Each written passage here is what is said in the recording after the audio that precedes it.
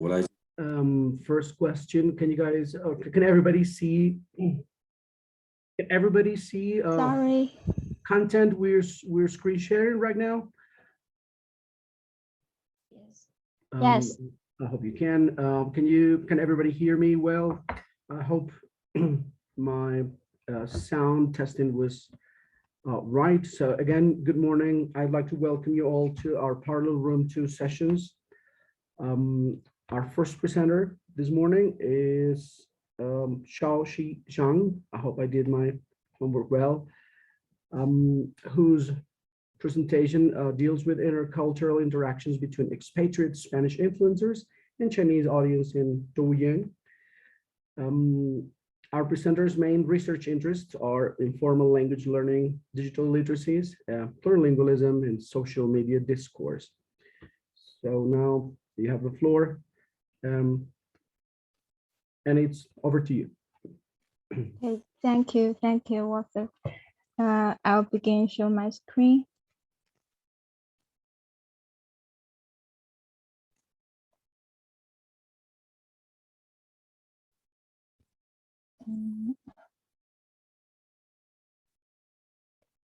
Okay. Well, hello everyone, and good afternoon from Barcelona. Thank you for organizing such a inspiring event and accepting my proposal. It's a great honor for me to be able to be here and learn from so many teachers, professors, researchers, and scholars from all over the world. Now allow me to begin my presentation on an empirical ongoing study around digital discourse in an informal context named intercultural interaction between expatriate Spanish influencer and Chinese audience on Douyin. I will lay out this talk on these 5 parts. Within the background of globalization, people nowadays can travel with a lot of convenience. Even if we don't have the resource to move geographically, the internet make it easier to access to different cultures, to communicate with people from other countries. Nowadays, in Web 2.0, everyone is both consumer and producer of digital content. We watch videos and we comment. Sometimes we also make a video with mobile phone and upload it. In the worldwide flow of people, language, ideology, technology, information, and money, the boundary of different languages and cultures has blurred. Not only the transnational individuals can make intercultural content, but also those who live in their own countries. All of us are more or less intercultural beings in this context. But what are the public's attitude when they encounter with ordinary non-native speakers' productions of culture-related videos, especially considering that more and more societies nowadays are consisting of local and immigrant population? Well, this study tries to explore this question by analyzing the interaction between 3 expatriate Spanish influencers and their Chinese audience. Well, in China, people call this kind of non-native social media celebrities 外国网红 or 洋网红 informally, which means foreign influencers. Lots of them are learners of Chinese as additional language or international students in China. They become popular through being vloggers or international actors, targeting at Chinese audience using Mandarin or other Chinese varieties. Thus distinguished with fluent Chinese exoticism or race appearance, according to Aberdeen. But surely, to gain popularity with self-made content, they need linguistic, cultural, and even social political access to the Chinese cyberspace because of the so-called Great Firewall that keep China's internet and the worldwide internet apart. So what do we know about expatriate or diasporic influencers? Well, John and John have analyzed the identity negotiation of 3 YouTubers expatriating in Taiwan, and they argue that these young people self-identify as local insiders, intercultural brokers, or transcultural experts. John and Zhao's study focused on Chinese diasporic micro-influencers on YouTube and their communication during the COVID-19 pandemic. Colvin and Marcus analyzed the collective aggressivity in the discourses of a Portuguese YouTuber. All of these contents are reported to be highly intercultural related. However, we still know little about how their audiences react to these contents. On the other hand, rich literature has studied the commenting and learning on the content sharing platform, especially the meta-linguistic discourse produced by the commenters on Flickr, YouTube, Facebook, or Chinese platform Bilibili in forms of in-screen moving comments called danmu. So following the research methods and theoretical framework of these studies, we formulate our 2 research questions. The first one, what intercultural attitudes are observed concerning the usage of Chinese and the contents produced by Spanish expatriate influencers? The second, what linguistic aspects are observed and how do commenters position themselves and the expatriate influencers with these languages? We draw on the theoretical framework of new literacy studies that views digital tools as technologies for giving and getting means as language, and tries to talk about using written language and other digital tools within different sorts of social-cultural practices. We also adopted the notion of micro-hegemonies and the authenticity in the superdiversity developed by Plumert and the virus, which has been widely used in the study of identity practice of diaspora and immigrations. Now let's talk about the method. The data was collected from Douyin, the most used mobile short video sharing app in mainland China. As a predecessor and the Chinese equivalent of TikTok, it has over 680 million daily active users, which is about half of the Chinese population. Besides, it is especially popular among urban young adults, with more than 60% of users between 19 and 65 years old, and over 64% from major cities.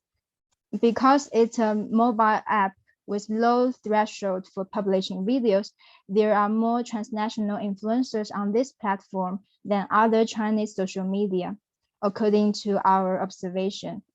And most of them have more followers and have received more comments on Douyin too. We chose the 3 most popular expatriate Spanish influencers on Douyin due to their plurilingual backgrounds, different with other English-speaking influencers.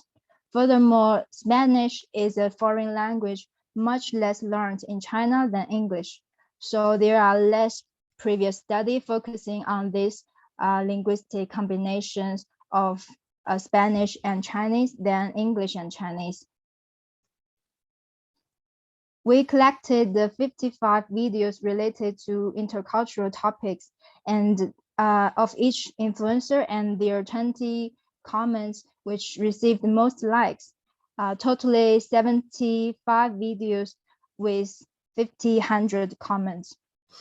The coding followed the approach of computer-mediated discourse analysis proposed by Susan Heering. And for the first question, we used content analysis and sense taking. That is, we take the influencer as the subject 1. In the video, influencer talked about an object, which is later evaluated by the subject 2, the commenter. Through giving epistemic stance or evaluative stance, commenter positions themselves and the influencer, thus align with them. For example, this influencer has adapted a Chinese song with lyrics about his intercultural shocks when he arrived to China. Commenter 1 recognized the popular song's name, gave an epistemic stance, and said love it, and gave a positive evaluative stance to the adapted lyrics. It is called as epistemic, evaluative, and positive alignment. Commenter 2 rewrites the lyrics using the adaptation idea of the influencer with the same grammatical structure and praise him for his talent. So it would be coded as evaluative stance and convergent alignment. Here you can see more details about the final categories and subcategories. As you can see, a lot of comments implied a convergent attitude to the videos, and many commenters tend to offer additional information to the influencers. They also like to judge the linguistic, education, skills, ideology, and personality presented in these videos. After the first coding, we realized the second coding focusing on 5 linguistic features adapted from the critical discourse analysis approach in order to answer the second research questions. According to this approach, how we use language can directly reflect how we position ourselves and the addressee. For example, the usage of net speak and Chinese idioms can imply high context culture, which may be more common in conversations with in-group membership. Moreover, choosing different language can also reflect the identity of the speaker. For the reason of time, we won't explain the quote of each category. Now we will move on to the results and the analysis. In terms of the first question, we have observed a generally positive attitude towards the intercultural related content. Firstly, we found that commenters pay a lot of attention on the linguistic aspect of the influencer by giving them many positive feedbacks, showing metalinguistic awareness by pointing out why their Chinese is so good or kindly correct their errors. They also evaluate positively the social, cultural, and ideological aspect, especially regarding the positive energy that these influencers transmitted. This term in Chinese, 正能量, is highly promoted by the authorities and institutions as a good standard of both online and offline practices. Secondly, viewers showed strong desire of sharing knowledge with influencers, especially the linguistic, pragmatic, and cultural references. A minority of commenters also share transnational habitudes about their own experience. Lastly, some of the commenters also express bond building relating to motivation of language learning and the emotional support they have built because of viewing the videos of the influencers. A little percentage of commenters also talk about also position as fans in the community.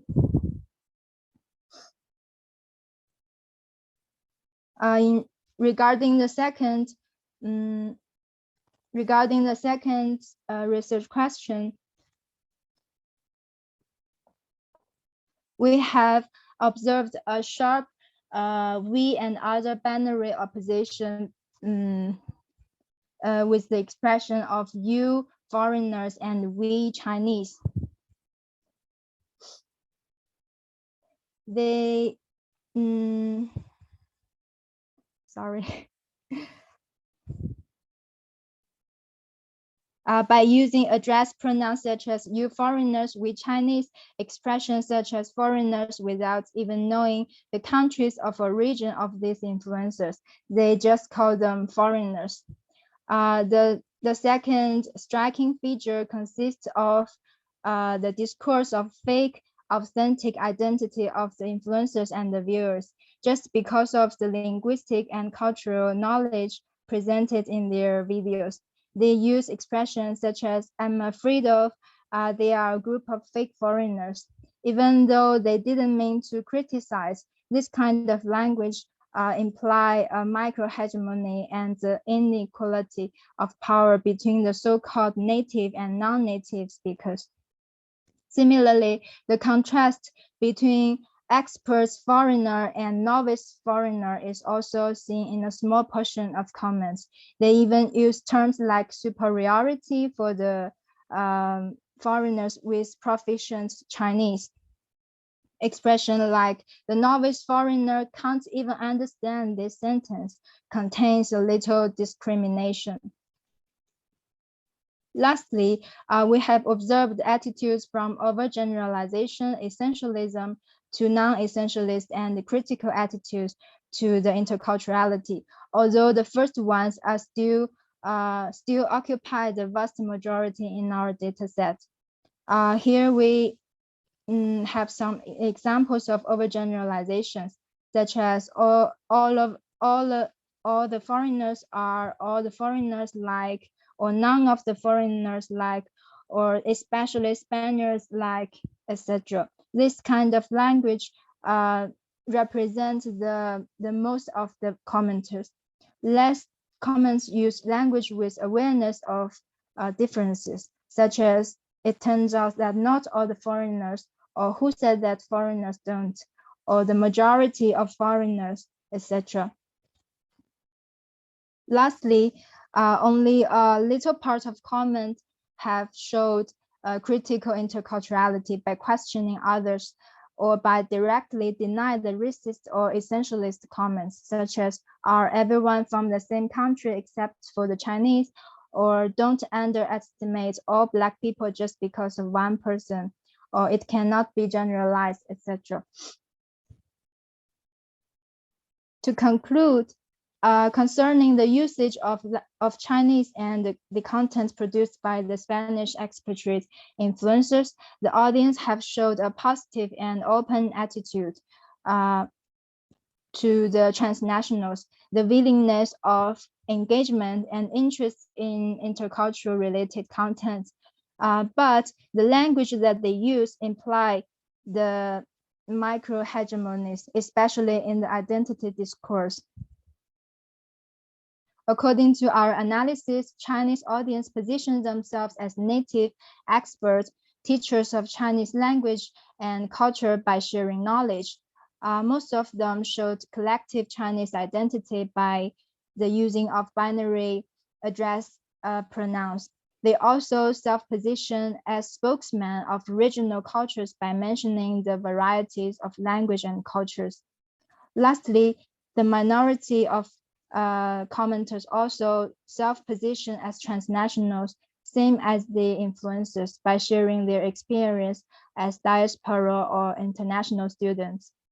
On the other hand, Chinese audience position these expatriates as multilingual users and Spanish language teachers by asking them more contents about language teaching, which reflect that they still recognize these influencers according to their institutional identity. They also attribute them identity of expert, foreigner, cultural and linguistic insider by using a lot of Chinese idioms, net speak, and emoticons in the written language. Some viewers also see influencers as iconic and inspiring character in language learning. However, a distance between the other and the us cannot be ignored, not to speak of the minority viewers who comment with almost racist language and calling the influencers as gold digger and their content as wealth code. So recalling our previous study, focusing on the videos produced by the transnational influencers in China, we have had some interesting findings to compare to this study. For example, influencers also self-reference as fake foreigners for making humorous effects, yet end up being the victim and the supporter of micro-hegemonies. That has made us rethink of this intercultural content. Rather than bridging the China and international gap as they claim to or they seem to. In fact, do they lead to more stereotype or stigmatization? And are these pro-China contents really interculturally sensitive rather reinforcing the ethnocentric attitude and even nationalism among Chinese cyber public? And can this type of content keep being popular, or how can transnationals continue their influencers business and make better content? And more importantly, what can we learn from these examples as language teacher, policymaker, or educators? Last but not least, we think that this study can call for reflections in the intercultural education in China, especially the education of critical interculturality. In the foreign language teaching, we have to emphasize the language usage and micro-hegemonies. Also, maybe for the teaching of Chinese as additional language, we call for more deliberate instructions on the usage of Chinese social media, and as well as the practices of digital critical literacy.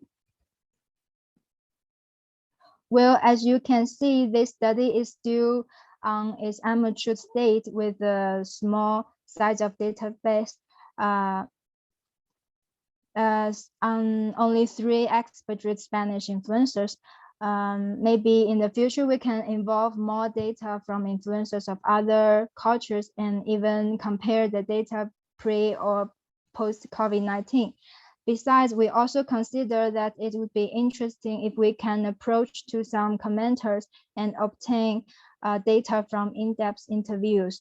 Also, some more detailed and micro analysis will be needed in our the last doctoral dissertation thesis. But this would be our future expectation in this line.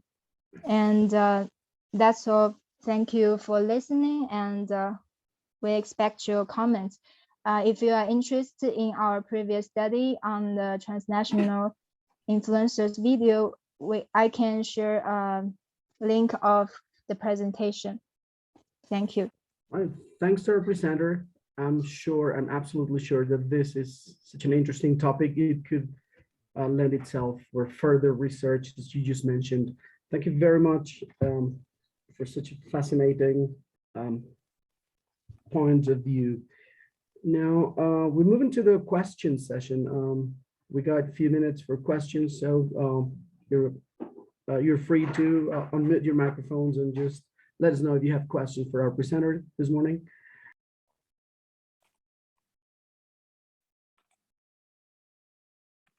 I guess Malcolm's hand has been raised. Right. Malcolm, yeah, thanks very much for your presentation. Of course, I had the privilege of reading an earlier version of this study, and I really think this came over very strongly, in fact. So I really enjoyed seeing the live presentation. I think it shaped up really, really clearly. What I want to explore with you is, in the theoretical literature about web-based communication, you'll be aware that there's the kind of fanciful notion that in internet-based communication or web-based communication, it can lead to a dissolving of the differences between national cultures to get into a kind of third space or a state of hybridity between the speakers. And I just wanted to ask you, I notice you don't use those terms, hybridity and third space. And I think you must be doing that consciously and correctly. And my question is, to what extent do you think your data, your empirical evidence supports the idea of hybridity in this form of communication or third space communication? Or to what extent does it seem to veer away from that claim? Okay, first of all, I want to highlight again that the context of Chinese cyberspace is a little bit different with the third place that we have read, like YouTube and other international platforms. So I have wondered that if this context is really can really be called a third place, because surely the users is not global, is only limited to the residents in the mainland China. So I have evident the usage of terms like hybridity, third place, as you mentioned. Secondly, I think although it is not an international platform, Douyin as YouTube and other international platforms, people can also communicate with transnationals, international students, although they are a minority group. Besides, many Chinese users also publish contents that they copy from YouTube or other international platforms. So I think it is environment like a third place. So that would be my answer. I think Okay, I will be discuss this part maybe in the paper or in my thesis. Yeah. Okay, thanks very much for that. Yeah, Thank you. unfortunately, time is running short because I'm sure, as I said before, this conversation could go on and on and on. I guess we've got time for just one final comment before we bring it to an end, if anyone's interested.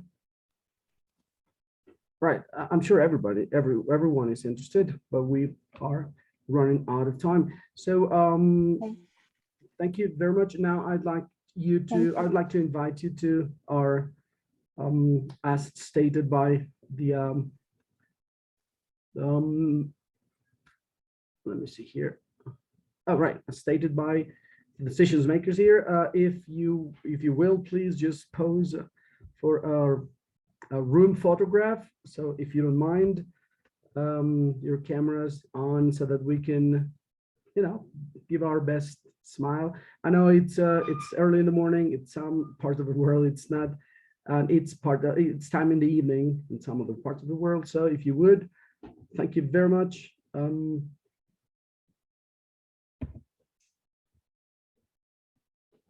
All right, little by little they're coming on. That's interesting. There we go. Right, we got it. Thank you very much. I guess it's been wonderful first presentation. It was a very, very interesting way to open up this first presentation in Parallel Room 2. Now we're moving into our second presentation, which is going to be led by Yasin Shipchi and Jendel Carmen. If you now allow me just a second.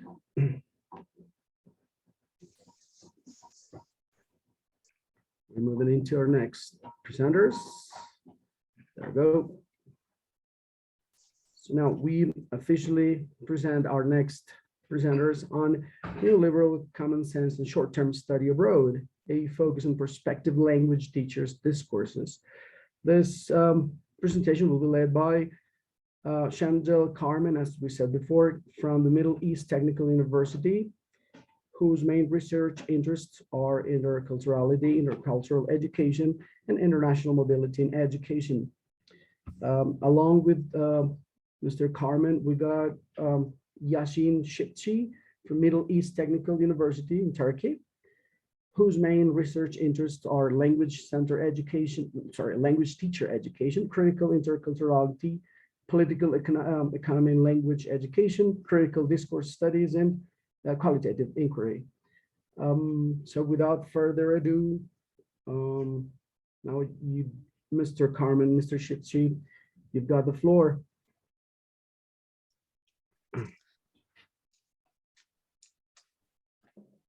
Dear colleagues, good morning to those colleagues in Colombia, our conference organizers. Thank you for the introduction, Walter. In a moment, we will share our slides. We are very happy to have you attending our presentation. The title of our presentation is Neoliberal Common Sense and Short-Term Study Abroad, with a focus on prospective language teachers' discourses. My colleague Yasin Çiftçi will be presenting this study, which is based on his doctoral dissertation. My role in this dissertation is the supervision of the dissertation. I will be introducing ourselves very briefly, and then Yasin Çiftçi, my colleague, will be doing the presentation. In the next slide, just a brief background. I know Walter already introduced us, so I will be very brief. I'm a professor in the Department of Foreign Language Education at Middle East Technical University in Turkey. My research mainly focuses on interculturality in teacher education, international mobility, field experiences, identity, curriculum, and professional development. In the next slide, some brief background on PhD candidate Yasin Çiftçi, who will be presenting this paper today. He's a research assistant at Middle East Technical University, and he's a PhD candidate in English language teaching. His dissertation focuses on neoliberal common sense, international student mobility, and language teacher education. In the presentation, this paper represents part of this dissertation work, and we consider this, although the analysis is complete, we consider this work in progress. Once again, thank you for attending our presentation, and I'd like to give the floor to my colleague Yasin Çiftçi, who will present our paper. Thank you. Thank you very much for this introduction. Can you all hear me? So just raise your thumb. Okay, thank you very much. We can hear you loud. Thank you. So let me first then start with the conceptual background of the study, which is neoliberal common sense or neoliberal ideology. Then I will move on with the other details of our study. Well, although the current forms of neoliberalism emerged during especially 1970s as, a discourse and practice of economy, it later on turned out to be a hegemonic or common sense project, influencing many domains of our lives, including, in our case, higher education or language education, language teacher education. So actually, due to its common sense status, it influences many domains in our lives, thanks to perhaps efforts of global power entities or several organizations, governments on local or global levels. So it's now has achieved the hegemonic status in our lives, especially through promoting several market principles or market fundamentalism, such as notions of free market, competition, deregulation, privatization, or it even attempted to influence subject formation processes, such as attempting to produce self-interested individuals who would be insensitive toward collective issues or the social justice issues, etc. And along with these processes, we also have witnessed heightening, consumerism, also in addition, weakening welfare states, collective conditions, and social justice.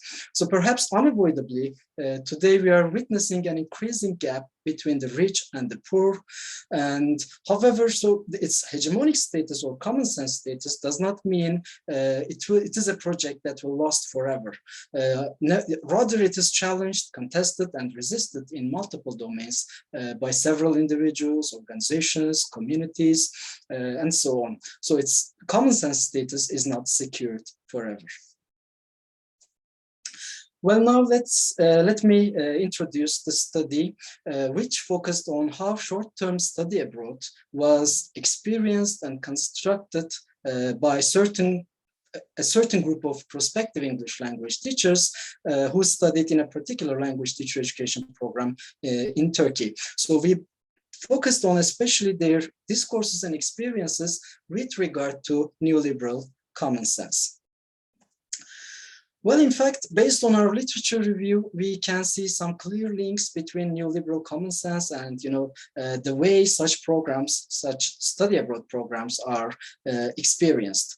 So, for example, many scholars suggest that young individuals or higher education students tend to participate in such programs to, for example, enrich their CVs or acquire marketable skills, or to have fun and adventure. So we can see, some clear links between neoliberal discourses of global knowledge economy, for example, human capital, or consumerism, competition, self-interest, etc.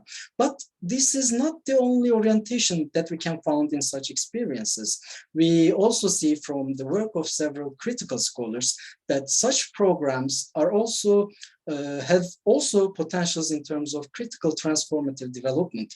So, for example, by being located or being situated in an unfamiliar context, the participants can start to question, certain worldviews. They can start to compare, different contexts. So it can be a trigger in terms of, developing critical understandings. So we can see that, there are multiple discourses and competing even discourses at work in the experience of such programs. And in the case of prospective English language teachers or language teacher education, we can claim that, such programs can help these people question their habituated ways of thinking, or they can develop an appreciation of diversity and multiplicity of voices as a result of their own, experiences abroad. Or going further with that, they may even develop, understandings of unjust socio-political and economic structures. And indirectly and over time, they can develop interests in social justice, for example. And in the longer time, again, they may contribute to socially just English language education. These all sound fine, but it doesn't mean, their participation does not guarantee all these sorts of, outcomes. So therefore, we thought it might be a fruitful investigation or research to explore how neoliberal common sense is reproduced and or challenged in short-term study abroad based on the discourses and experiences of a group of prospective English language teachers who were located in a language teacher education program in Turkey, who have returned from a short-term study abroad period. In particular, the Erasmus program, which enables students, especially in Europe, to go abroad and benefit from some academic possibilities. Well, we asked this question for our research.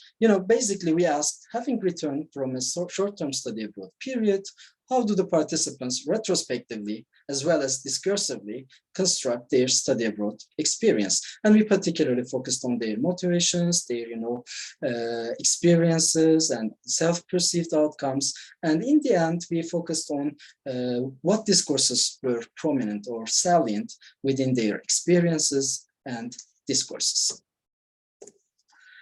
Well, before sharing our findings, I would like to briefly share some methodological considerations with you. And first of all, this was a critical thematic study informed by qualitative research as methodology, and which was informed by critical discourse studies as the theoretical position behind our methodology. And combining these two, we employed reflexive thematic analysis as the method of analysis to be able to identify themes of discourses and experiences. Well, these were the participants in this study. So there were 6 of them. All of them were prospective English language teachers studying at a particular language teacher education program in Turkey. And they went to either to Spain or Germany, and only one of them was a male individual. Well, to be able to answer our research questions, we primarily collected semi-structured interview data. In total, we had 42, and we conducted 7 with each participant, and we focused on certain issues that could help us answer our research question. And also we collected some secondary sources of data, such as CVs, social media posts, and portfolios that they created during their Erasmus period, and also during their teacher education processes.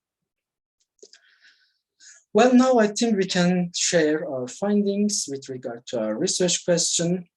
So based on their construction of short-term study abroad, their discourses, experiences, we identified their overall holistic experience as a polydimensional experience. I actually mean this. So based on their data, we were able to identify these different dimensions of the program. So this doesn't, however, mean that they engaged with each of them equally in a balanced way, which is a point I will come back at a later point. But first, I would like to discuss each of these dimensions briefly. Then I will come back at the discussing these different dimensions and how they were handled by or engaged by the participants. Well, firstly, before even applying to the program, the participants suggested that they were surrounded by several common discourses that highlighted international experiences as a prestigious experience or full of fun stories. So as a result, they felt craving to have their own international experiences and to accumulate their own stories. So as a result, they looked for some available opportunities. And in that regard, Erasmus program was the most popular opportunity in their context because of several reasons. So for example, first of all, there was an available financial support. So Erasmus was providing a grant to successful applicants. And also they were hearing, convivial experiences associated with this program, which was another attraction point for them. And they were also attracted to the idea of, having an uninterrupted undergraduate education, despite the possibility of prolonging the graduation. So it appeared as a popular experience in the first place. Well, the availability of the grant did not only make the program a popular one, it also made it a predominantly economic experience mainly because of the socioeconomic background of the participants, because they reported that they were coming from middle or low middle classes. And therefore, without the grant, it would be an impossibility for them to, experience this study abroad experience. So, but however, they also highlighted that, the grant itself was not sufficient to cover all of the expenses. So therefore, they had to generate some additional financial resources to cover all their period abroad. That's why they drew on family support, for example, or they had already been receiving some scholarships, they benefited from them, and even 2 of the participants were involved in casual employment to save some money for their Erasmus period. Well, along with these economic and popular dimensions, the short-term study abroad also appeared as an opportunity for having a break with their stressful lives in the original context, because they were complaining about the coursework and some requirements, responsibilities, etc. So overall, they also framed the program as a paid vacation, and they also highlighted their less academic responsibilities in the receiving context, in the context abroad, because they could, pass the courses with minimum requirements, so they didn't have to be very successful once abroad. And also in quote, they could take some easy courses strategically. And that's why the program became highly conducive to entertaining or consumerist practices. Well, as suggested so far, this dimension, the fun and adventure dimension, was the mostly reproduced dimension of their study abroad experiences or the Erasmus program. We claim this based on their observations because they were able to observe other Erasmus students as well, and their own first-hand experiences, which was closely related to, consumerist practices. And also we traced this through their social media posts, so which was the most commonly highlighted aspect of their experience. So in a sense, they pointed to a stereotyped or quintessential Erasmus experience, which was constructed commonly in relation to fun, adventure, or traveling. Well, contrary to such convivial or fun elements, this dimension, the academic dimension, was the one that received the least attention or engagement within their experiences, because, for example, before applying to the program or while applying to the program, they did not focus on academic prospects. So they just focused on some specific countries through their imagination of them, or through some words of mouth stereotyped perceptions, rather than checking the academic possibilities or prospects that can be found in particular higher education institutions. That they did so just after being accepted to the program, so not before applying to the program. And we also saw almost no influence of teacher educators or official discourses on their decision-making or motivations, but they decided mostly through their social networks, close friends, or previous students or who participated in such programs. Well, while abroad, they also involved in some issues related to language, and they reported that they had chances to experiment with and also develop their English skills. And as a result, they claimed that they developed increasing confidence toward communicating with people from diverse backgrounds in English, because the highlight on English is because of their background, the teacher education background, because they are supposed to be English language teachers, and their predominant engagement with this language resulted in their low efforts to engage with local languages or with local communities. So they they socialized, they spent time mostly with their other study abroad students or with their peers. So there were low efforts to engage with local languages and communities. And despite this largely consumerist practice and or convivial practice, we can still find some elements of transformation within their discourses and experiences. So, for example, they claimed that they challenged their comfort zones by participating in this program, and as a result, they developed a sense of independence. But we still could relate these, discourses to discourses of self-discovery, self-renewal, self-focus. So the focus was not on the other or such collective conditions. So the focus was predominantly again on the self. And we also saw that there were some cosmopolitan imaginations or orientations. So you might also be hearing such sentences among study abroad students. They usually might be saying, I have become a world citizen.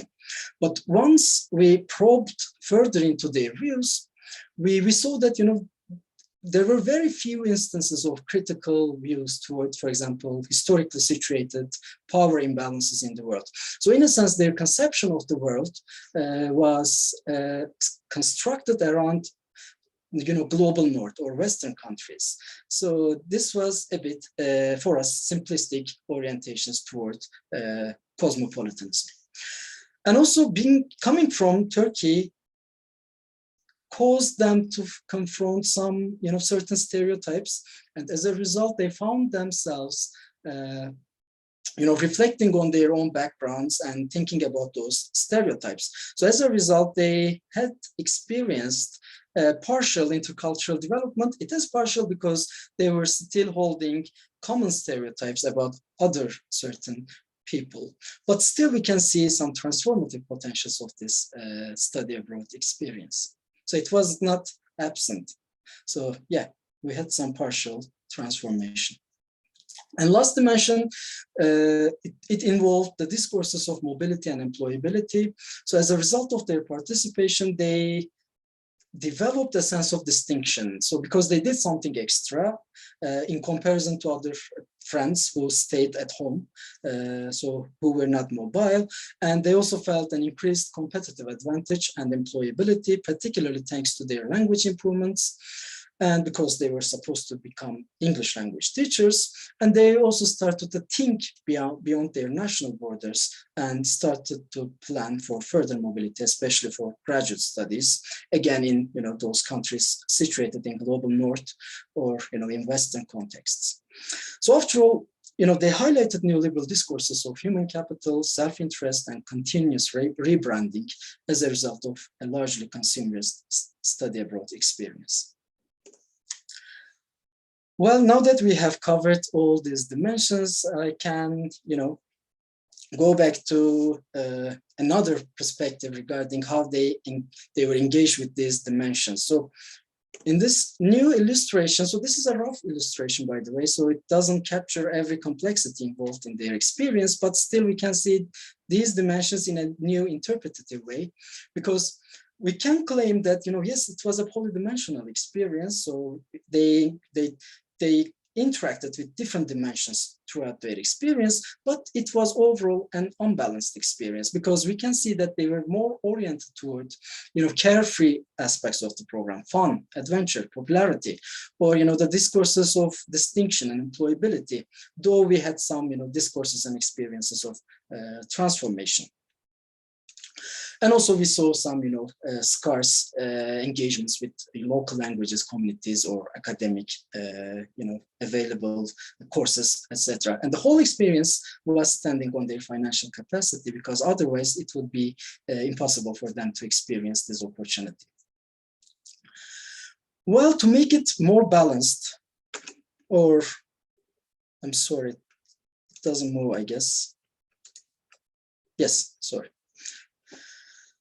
To make it a more critically transformative, or a more valuable experience for their critical growth as prospective English language teachers, and who are sensitive to the issues of social justice, for example, we may design and organize some preparation and re-entry programs, or with a focus on critical interculturality, or larger critical discourses, or a critique of this neoliberal climate. And also we can do this with an ongoing dialogue with teacher educators situated in both receiving and sending institutions. And that's why there can be a synergy between partnering teacher education programs, and they can offer relevant courses for their transformative growth, possibly. And they can also help these participants, have some experiential learning opportunities, such as ethnography in local communities, and so on. And lastly, we suggest increasing institutional expectations and perhaps regulations regarding academic prospects and responsibilities. And also we suggest increasing financial support, especially for those who come from lower socioeconomic backgrounds. And by doing so, we can reinforce discourses of social inclusion rather than perpetuating privilege in this domain of higher education study abroad. Thank you very much. I think we can now receive some questions, or we welcome any comment. Thank you very much. All right.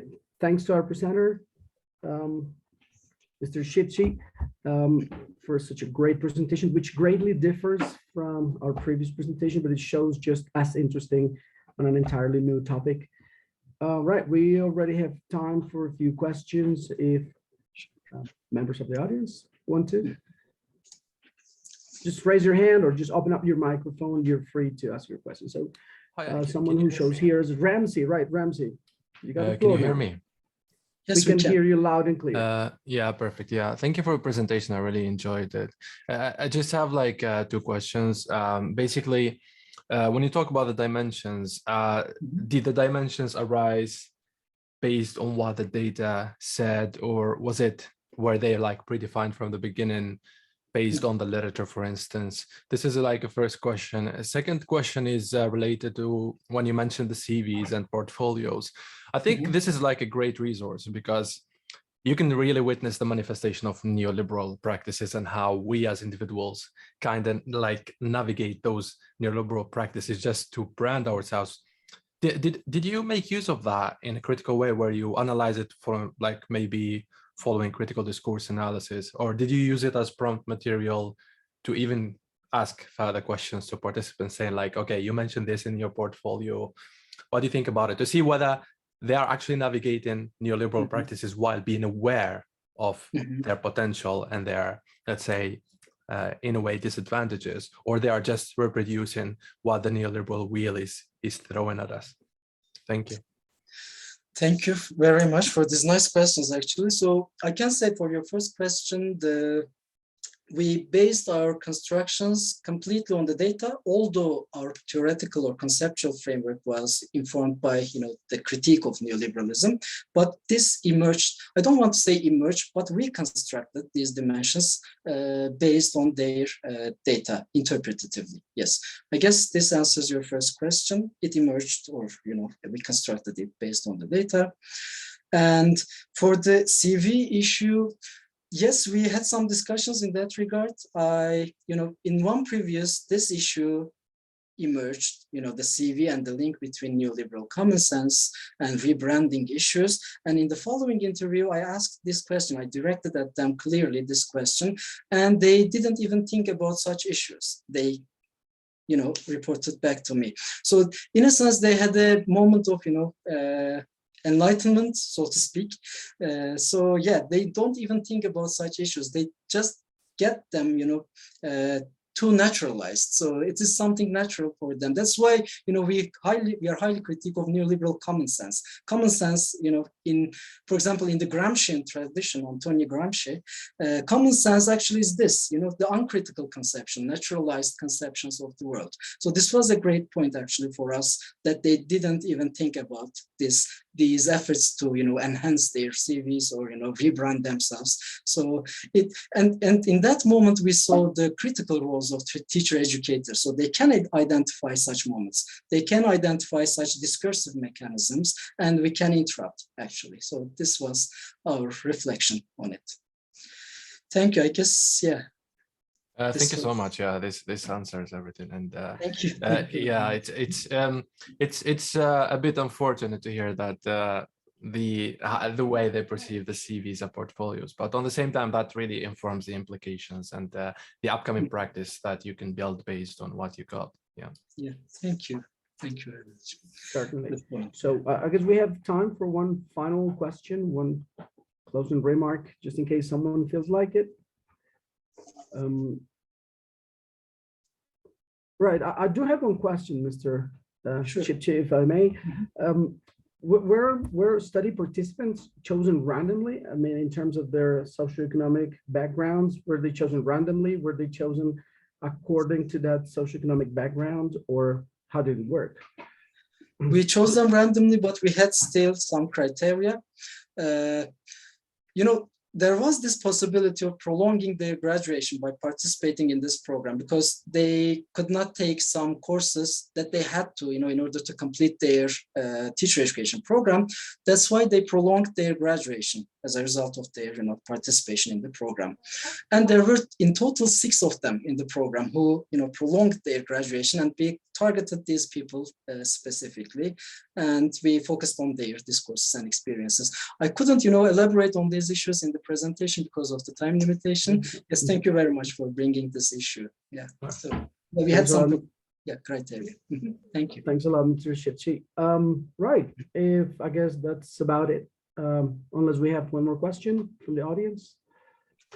Right, now, if you, as we did previously, if at all possible, I would like you to please turn your camera on, if at all possible, as I said, just to have our photograph taken, and that will be it. Thanks. I know it's not easy, especially this time in the morning here in Colombia, for a long day of work somewhere else, but here we are.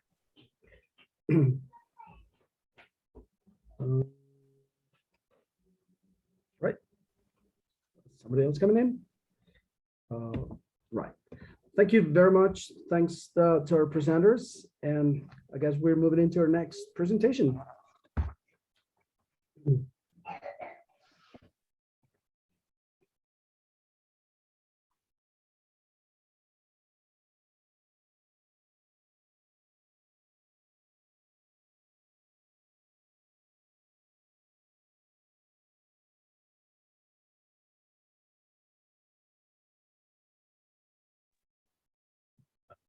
All right. So our next presenter travels from the University in Brussels. We've got Jan-Wei Xu. Great, thank you. Excellent. I did my homework. Okay. Her presentation on Take the Cream, Discard the Dross, the transformative experience of Chinese study abroad students in constructed interculturality through intercultural dialogues and autoethnography. Our presenters' research interests are interculturality and intercultural education, I'm sure among others. So everybody, let's welcome our presenter this morning. And now over to you.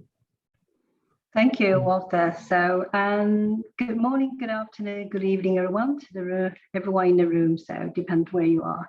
And I'm going to share my screen with you. I hope you can hear me clearly. Can you hear me clearly? And I suppose you can see me. Okay, I'm going to share my screen.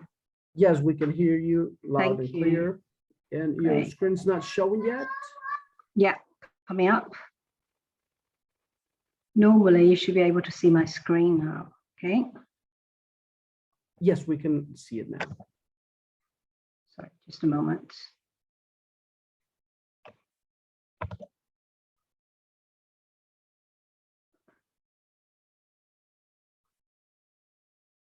Okay, so all right, I'll get started. Hello, everyone, and my name is Jan-Wei Xu, and Walter, you did a great job for trying to pronounce my name. Okay, so thank you. This presentation is about a small-scale empirical study on the activity of intercultural dialogues for intercultural education in the faculty I work. I'm working at the Free University of Brussels. But by the way, so Vrije Universiteit Brussels, that means Free University of Brussels, but there are two Free University of Brussels in, this one is French-speaking, one is Dutch-speaking. So I work in the Dutch-speaking Free University of Brussels. So that's why we always asked to present the abbreviation VUB. All right. So the study itself is a result of teamwork, but because of the constraints of other responsibilities, my colleagues unfortunately are unable to join me. Right. So I'll be doing the presentation on the behalf as well. I will first briefly discuss the theoretical underpinnings surrounding the evolution of the concept of interculturality, which is the core concept in our study. While traditionally much research on intercultural competence has heavily depended on a competence-oriented perspective, both conceptually and methodologically. And this approach tends to suggest that IC resides in individuals and can be acquired and also assessed through a quantifiable step-by-step process. But more recently, we have seen in the literature about the study of intercultural competence that researchers have paid greater attention to the process of applying certain knowledge and skills to complex interactions with culturally different others to negotiate shared meaning. Much recent work has also gone into how critical cultural awareness, that is, the ability of individuals to reflect, to evaluate and negotiate certain cultural perspectives to mediate intercultural interactions. But to contemporary critical interculturalists, a fundamental issue that remains with the traditional approaches is the focus on essentialist cultural difference. So there's overemphasis on cultural difference, which actually stems from an essentialist understanding of culture. So this is an epistemological distinction to be reckoned with, as Zhu Hua pointed out here.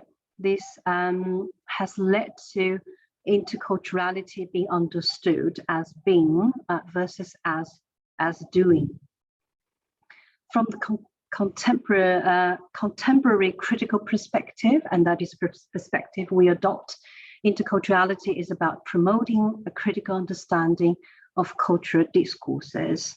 So doing interculturality is intended to engage the individuals in questioning their views and the opinions of the self and the other, to negotiate points of sameness and also to construct a space of diversity. So here we see an overlap between developing critical cultural awareness and doing interculturality. And that's why in our study, we consider developing critical cultural awareness as constructing interculturality.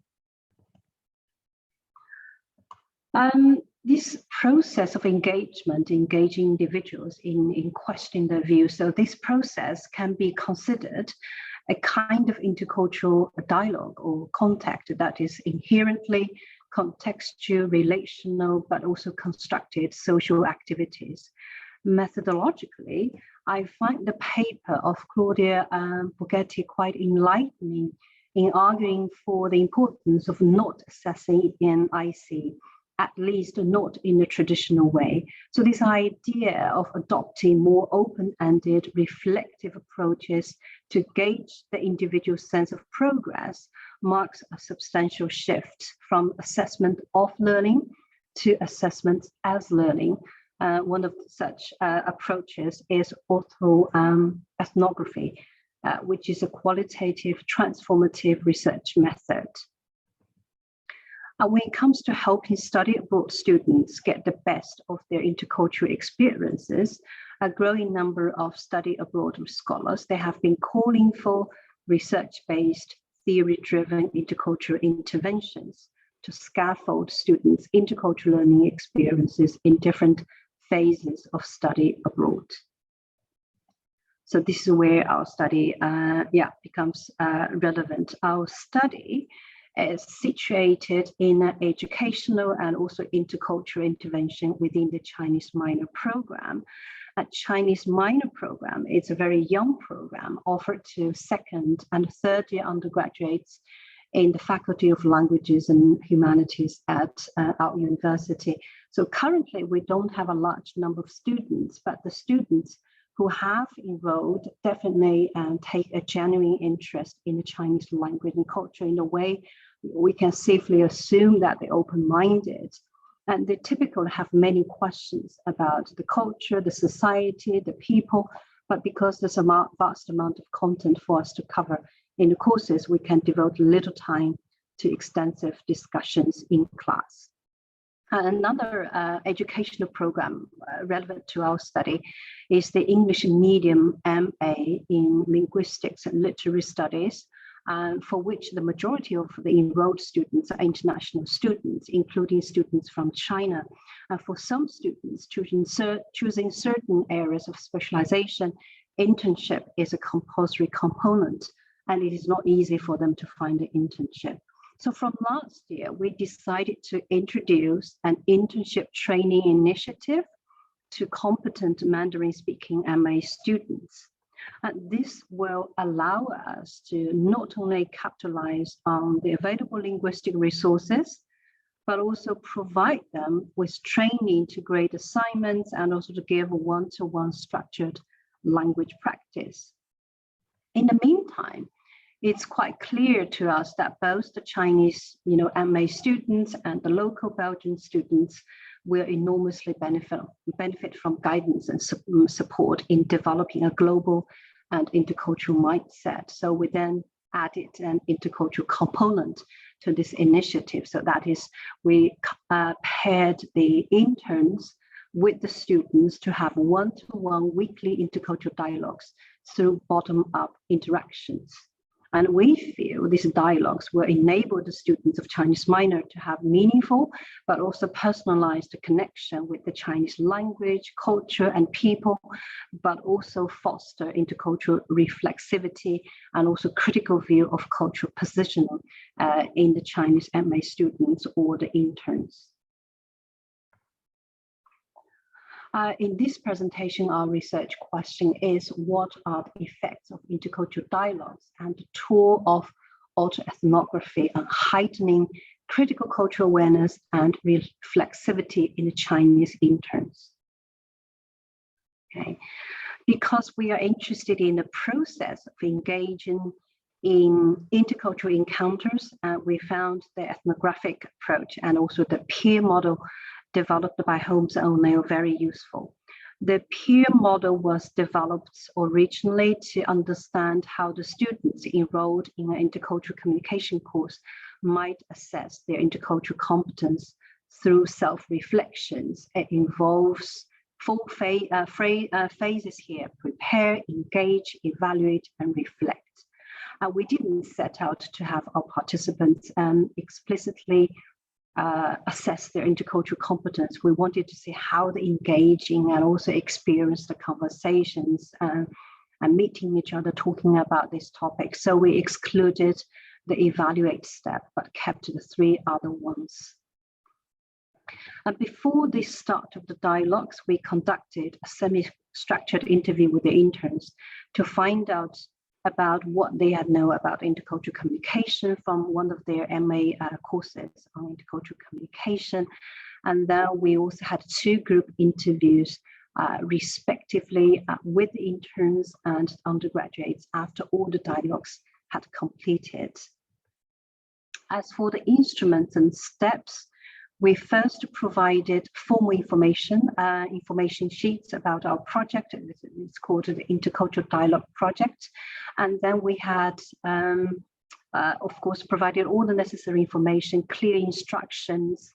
And then we had a dry run with the interns. My colleague had an interactive dialogue on the topic of health with them. And I observed, and then we then gave them some feedback and pointers afterwards. That we also had short informal information session with the undergraduates. So a little bit pep talk, but then really to ensure, it's going to be a spontaneous conversation between them, etc. So answer any questions they might have at that stage. And then the participants, they were given a list of topics with suggested questions. You can see, so here we've covered 10 different topics here. And then these topics are directly related to the content of the dialogues in the Chinese textbook and immediately follow up on what they would practice during the language practice sessions. Okay? Each dialogue lasted approximately 30 minutes. The dialogues were not recorded. Actually, students were very happy to hear that the dialogues were not recorded because they were worried that if the dialogues were to be recorded, they wouldn't have the freedom of discussing any. At least it would give some sort of constraint to the environment, the feeling about this dialogue. So. This actually, we want to make sure that they have a lot of freedom, in the dialogues, and then they can, because they are guided by this set of questions and under each topic. They were explained what this kind of steps would involve or what they would need to do. Of course, they have all agreed to these steps. So they were provided with a list of guiding questions. And then these guiding questions, it's kind of guiding reflection questions after the dialogue. So they were adapted from Holmes own mail, but also added some questions we thought that's important to our students.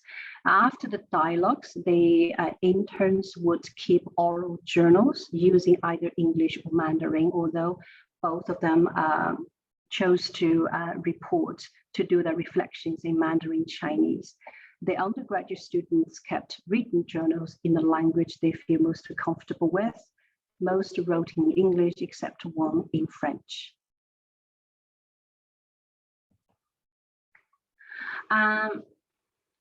I mentioned earlier on that we also conducted 2 group interviews with the interns and the undergraduates towards the end of the semester after all these dialogues had completed.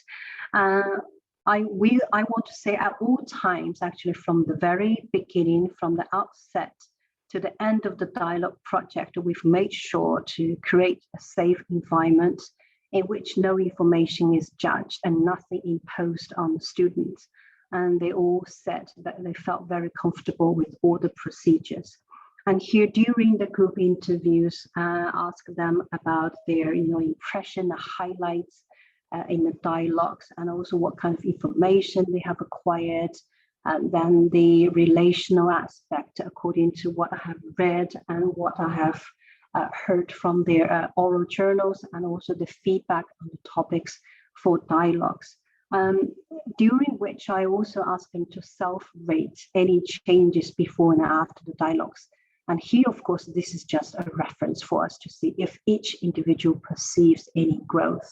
And then I ask them to rate from 1, 5, 10 on their own culture and society, understanding of their own culture and society before and after, and also the other culture and society abilities to reflect, evaluate, and negotiate cultural perspectives and understandings. In general, they have every person, every individual has reported kind of growth, on these scales. I already mentioned actually, so finally we recruited 5 Belgian student volunteers because it's voluntary. The language practice, that's voluntary. The intercultural dialogues, that's also voluntary to the students, and the 2 female Chinese study abroad interns. So 3 females and 2 males all together. And they're all aged between 21 to 24 years old, bilingual and multilingual. They were all provided with the information sheets and gave their consent and signed the consent form. And they were also asked to, as I said, train to use the PER model, as I explained earlier on. The data set here finally amount to about 50 oral journal entries from the 2 interns. So each lasting from 3 to 8 minutes long, and 35 written reflections from the 5 Belgian undergraduates, and also 2 group interviews and 2 written reflection reports also by the interns. They were also asked to write a short reflection report again. So they were given the choice of writing Mandarin Chinese and English, and both of them wrote in Mandarin Chinese. And we analyzed all the data using theme-oriented discourse analysis, read, reread, and also listen to the orals and then take notes and re-listen to confirm the information that we have obtained from the data.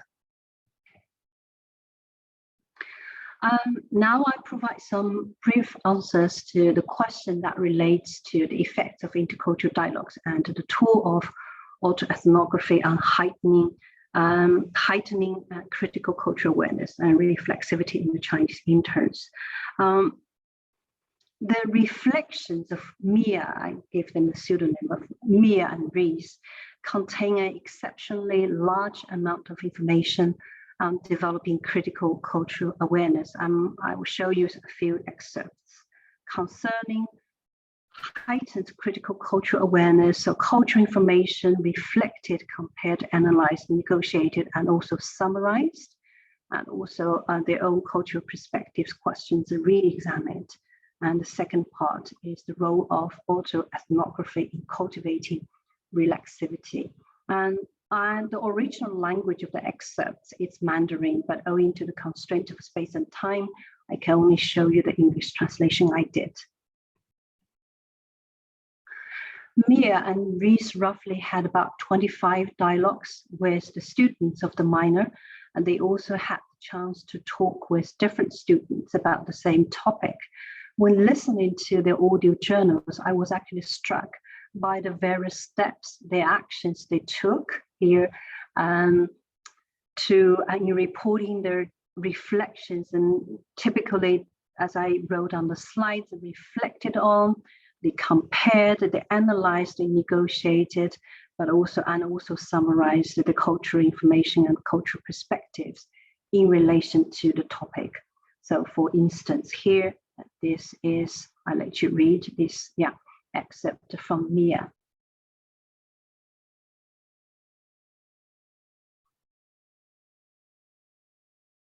This is a typical example of,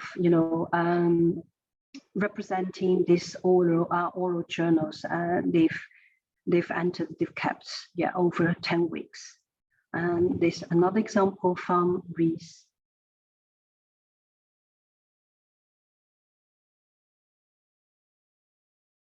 So there's lots of information in their reflections.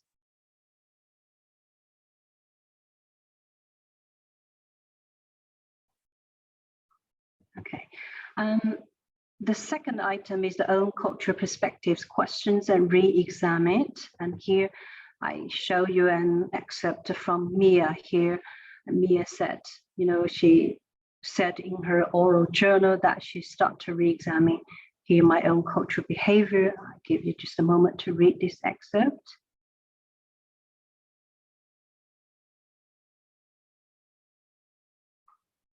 And she explicitly said she began to adjust her own way of thinking. All right. Regarding the role of autoethnography in cultivating reflexivity, both Mia and Reese said they loved the intercultural dialogues during the interviews. And this is actually vividly reflected from the oral journals, in which I can hear them actually smiling when they did their reflections. So they definitely loved these intercultural dialogues. And regarding this usefulness, how useful is the tool? And here Mia said it's her favorite step to reflect, to record these oral journals. And then she said these reflections made me see its significance and impact on me. And Reese said, okay. And she said, we should abandon preconceived notions and seek a deep understanding from different angles. We asked to describe the influences of the entire process on themselves and also the suggestions they would give to future study abroad Chinese students. And then Reese said, so she used a Chinese phrase here and translated into take the cream, discard the straws. And I took this, of course, in this phrase and then to include it in the title of that presentation. So this is what she said. And Mia said she felt completely transformed from doing this intercultural dialogues, from the entire process, also from doing reflections, using this autoethnography approach. I thought Mia's reflection here is quite interesting, and she said that the dialogue helped me to see China in the eyes of the others, which offered me a fresh understanding of my own country and culture. It also was so clear to me that my conversation partners have a highly outdated and stereotypical image of China. So I believe through my description, they've got to know about a modern China to some extent. Okay, now I will just say a few words about the conclusions and implications here. The study grew out of the intervention of educational and intercultural nature. We'd like to think that this model of intervention is properly research and theory driven, because that was really our goal. And we intend to keep this internship training initiative running. We can conclude that the Intercultural Dialogue Project is a successful pedagogical intervention to develop students' critical cultural awareness, particularly that of the Chinese interns. And here, the methods of autoethnography and also the PER model have proven to be really powerful in complementing the dialogues to implement the intervention. But here we find that authentic, concrete topics are important to afford them opportunity to link what they have read, heard, to real-life current cultural practices. But here, indeed, careful guidance must be guaranteed, because we did put in lots of work in preparing all the steps and making sure that they have understood everything clearly and they know what to do. Theoretically, beyond this presentation, we found actually very strong empirical evidence from the dialogues that intercultural contact is essentially a relational, contextual, with the participants sharing and negotiating more similarities than they had expected. And they also construct a balanced or multi-perspective understanding of cultural phenomena here. So it is about recognizing the similarities. And we also find it interesting that there's a kind of clear positioning of a generation of global citizens who are connected on so many levels. Here, we found it's very hard to start with, not to start with the concept of culture. So there's a kind of paradox of drawing on the essentialist view of culture concept to start to get them, get going with the activity. But the culture gradually seems to be deconstructed by the students through the intercultural dialogues. The couple of reflections here, maybe I want to raise a question to you. First of all, of course, we have to recognize that this is a quite specific context of intervention with specific profiles of the participants. And then this has actually led to an unequal amount of contribution or attention to the ideas from the participants, and we have lots of information from the interns. So in fact, what we have noticed is that the local Belgian undergraduate students, they need broader general knowledge of China. So one question that arises from this observation, and one that is linked to the critical view of culture and interculturality, is how do we do interculturality through activities like intercultural dialogues when one side is short of cultural knowledge about the other? So what is the role of culture in doing interculturality? And to us, this suggests the critical importance of finding ways to connect the people and groups.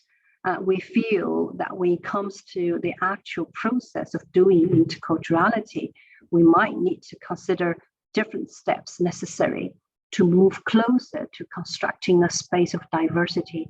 But this is a question of linking theory and practice for intercultural education.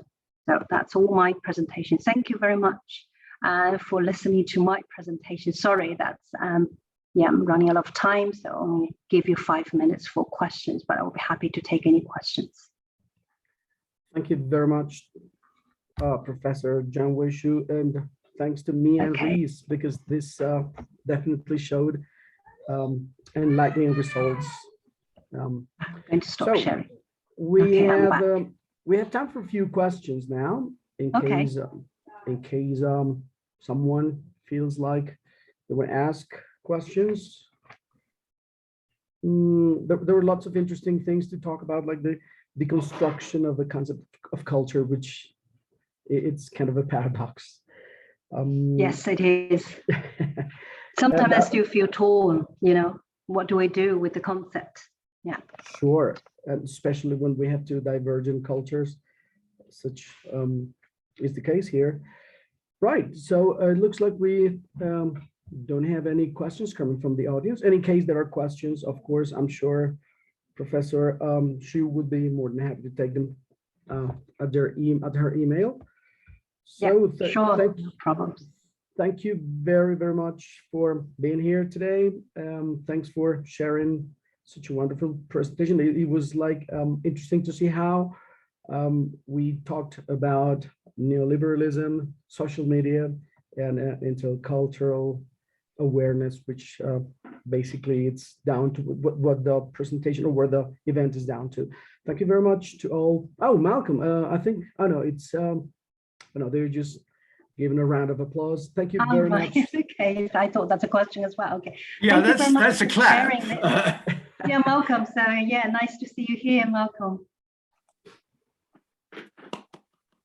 Thank you. So yeah, I was hoping to, get some sort of answers from you about my question. So. Yeah. No, I think you can take it as a compliment. It was absolutely crystal clear. So okay, yeah. You covered a lot of detail. So yeah, cool. Yeah, but indeed, so we are writing up this paper to submit to a special issue, and edited by Jean Vamala, and also because we give all right. So that I was just trying to reflect on, you know, the differences between the students, you know, kind of the data we've collected. And then I feel sometimes, I mean, I have to admit that, you know, when we started, I thought, okay, the Chinese students, I would really want to offer them the opportunity to develop a critical cultural awareness. But in the end, I actually feel the local students needs more support and help. Yeah. I mean, just one thing I was thinking about. I mean, since you pressed me on this, you mentioned Sorry about that the students had some form of scaffolding. And I just wondered what form that scaffolding took, actually. That was one thing I didn't get. Maybe I just missed that. I thought about reflection guiding questions, and we also told them, we guided them. We actually indeed told them, you know, what are they expected to do during intercultural dialogues, especially with the Chinese interns. This dry one was really helpful. So we asked them to do dialogue. We said, okay, maybe here, because you're going to talk with the students, how can you ask this question in order to share maximum amount of cultural information, and also to get the conversation going, you know, some sort of strategies and asking for clarification. So things like that. And they found it very, very useful. So I was, they absolutely loved doing these reflections, which I was quite surprised at. Yeah, they didn't consider it, you know, sort of as sort of labor. Yeah, they did conceive this as a valuable opportunity. And I think the fact that conversations were not being recorded, yes, their part as well. That's very important. Yeah, they really started to have this kind of personal connections afterwards. Yeah. I'm sure it was like that. So thank you very much to all participants. All right, thank you, and thanks everybody. Thank you very much. Close our session Okay, today. so Goodbye. Have a nice day. okay, bye. Bye.